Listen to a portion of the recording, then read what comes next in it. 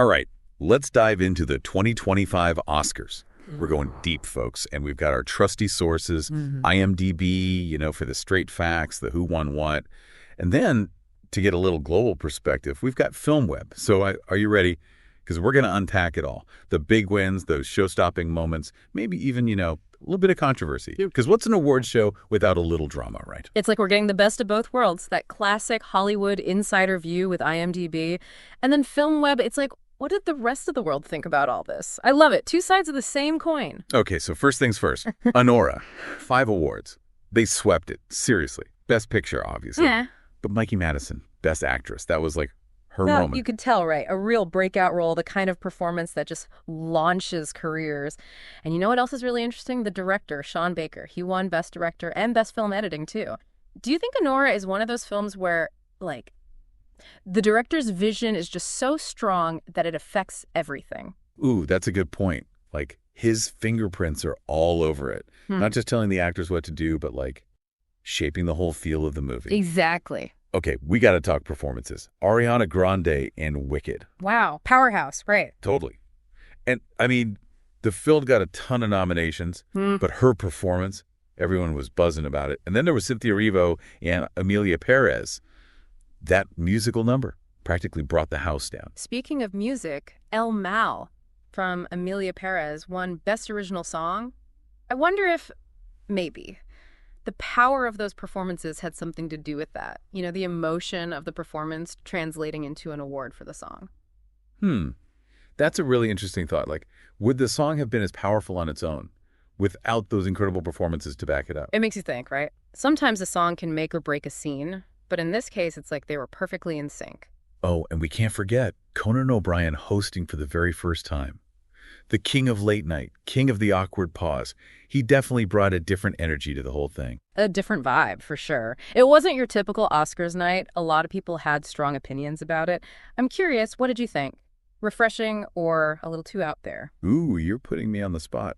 I think I need a little more time to process that one. Yeah. But let's just say it definitely got people talking. Love it or hate it, he shook things up. He did. He really did. And that's kind of fascinating in itself, how each host can really change the whole feel of the Oscars. Absolutely.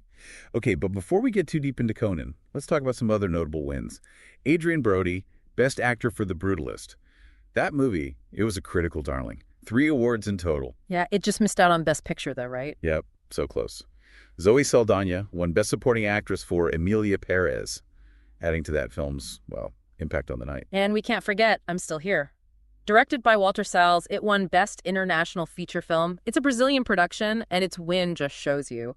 The Oscars are looking beyond Hollywood, recognizing great films from all over the world. It really feels like the world of film is expanding, and the Oscars are finally catching up. But you know what really struck me?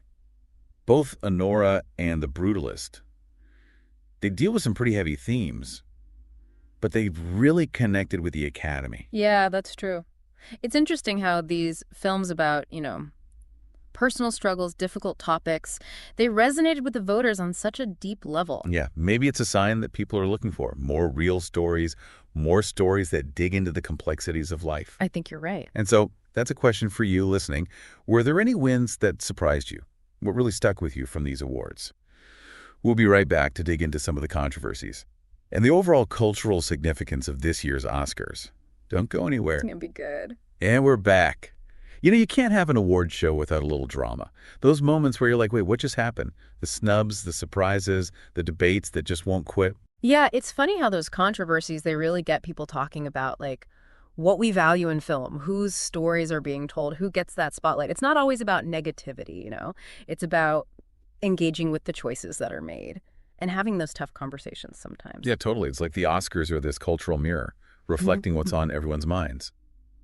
So let's jump into some of the hot topics from this year. Let's start with Emilia Perez. 11 nominations. That's huge. But it only walked away with 2 wins. Some people are saying it got robbed, especially for Best Director. Yeah, there's been a lot of buzz about that. Jacques Audiard's direction, it was really unique. Some critics feel like it was overlooked, and others are saying that maybe, the film's overall reception, its lower rating on IMDb, maybe that played a role. Ooh, interesting. Do audience scores actually matter to the Academy? It's hard to say for sure, but it definitely makes you wonder about that balance, right, between what the critics think and what the general audience thinks. Right. Okay, and speaking of stirring the pot, we can't forget about Conan O'Brien's hosting gig. Talk about a polarizing performance. Unconventional, to say the least. FilmWeb even highlighted some of the reactions from international viewers. Some people loved the humor, found it refreshing. Others, well, they thought it was a little too casual for such a fancy event. I saw this tweet comparing it to wearing a Hawaiian shirt to a black tie gala. Ouch. But hey, maybe that was the point. To shake things up a bit, challenge the status quo. It definitely got people talking. That it did. So, beyond the controversies, let's zoom out for a second. What do the 2025 Oscars tell us about Hollywood, about where it's headed? That's a big question. I think one thing that stands out is films like Anora and The Brutalist. They're both dealing with really complex, heavy themes, and they did incredibly well. Anora, for example. It's about a young woman facing her inner demons. Maybe it reflects this growing desire for stories about women's experiences. Yeah, it's like people are craving more realness, more stories that hit you in the feels, you know? Absolutely. And The Brutalist, even though it's set in the past, it deals with issues of identity, trauma, societal pressures, things that are still so relevant today. Yeah, it's a reminder that history repeats itself. Yeah, And those struggles, they shape who we are. for sure. And then we have I'm Still Here, the Best International Feature winner, a Brazilian film taking home the prize. It just shows how global cinema is getting more and more recognition. Absolutely. It's exciting to see the Oscars have always been dominated by American films.